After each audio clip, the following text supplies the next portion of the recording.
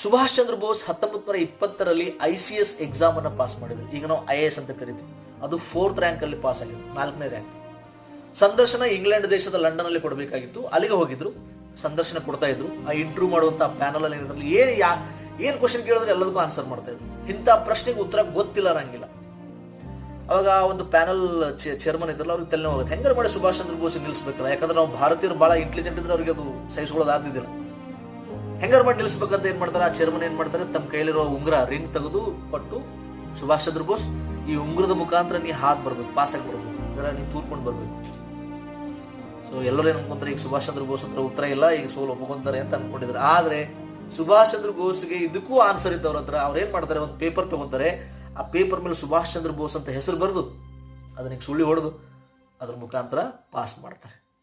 So ನಮ್ಮ ಭಾರತ ಕಂಡಂತ ಒಬ್ಬ ಶ್ರೇಷ್ಠ ಸ್ವತಂತ್ರ ಹೋರಾಟಗಾರ ಮತ್ತು ಅಷ್ಟೇ ಇಂಟೆಲಿಜೆಂಟ್ ಕೂಡ.